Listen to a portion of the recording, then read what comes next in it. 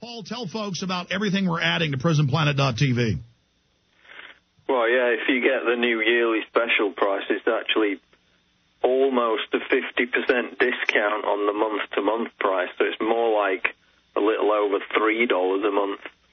But we've just added the David Icke interview yesterday for members.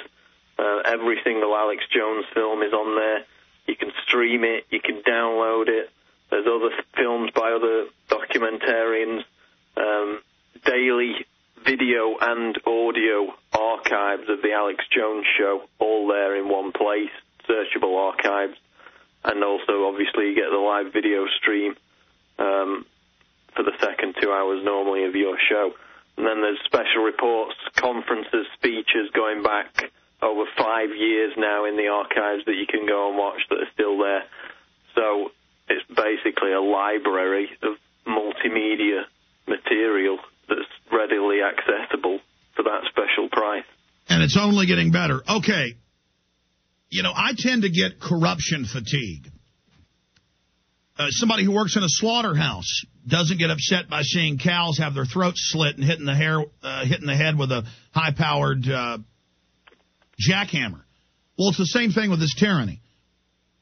I psychologically began to realize the last few weeks that I haven't gotten as upset as I should, and I haven't made as big a deal as I should about the fact that there are scores of articles in France and Germany and England, mainstream news, saying, why are U.S. troops busing and flying Taliban and al-Qaeda around?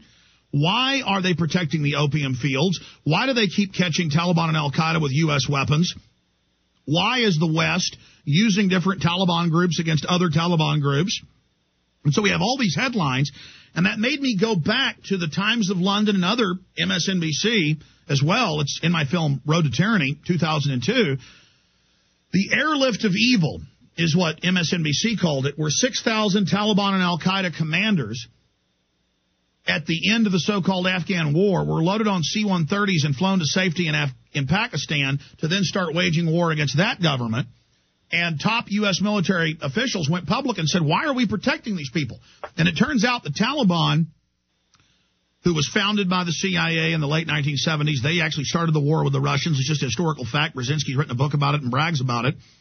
And this is a long story short, folks. It's an incredible labyrinth of evidence. And that they just went and got goat herders and poor people and 12, 13, 14-year-old kids, put them in the front lines. And our generals noticed they weren't allowed to bomb the actual Taliban and al-Qaeda strongholds. They could only bomb these conscripts in these foxholes. It was totally staged war. Then the real Taliban and al-Qaeda, once the cities were handed over, were flown out to safety. So it was a totally staged war. Now that's even more of that evidence is coming out. So the question is, why are our troops really there? Paul Joseph Watson, give us a news blitz. Well, the fact is that at the height of the Bush administration's 2007 surge in Iraq, there were a total of 186,000 troops in both Iraq and Afghanistan. There were 26,000 in Afghanistan and 160,000 in Iraq. Now, nearly a year after the so-called peace candidate, the Nobel Peace Prize winner, Obama, is in office, there are now at least, and I stress at least, 189,000 troops in Afghanistan and Iraq. So there are more troops now deployed than there were at the height of the Bush administration. And all that Obama has done is moved a bunch of the troops from Iraq to Afghanistan. And obviously, to create that justification, you need the phantom of an enemy, and that's what the Taliban provides. Now, 8 years after the invasion, more than 8 years, the Taliban now have permanent strongholds in 80% of Afghanistan.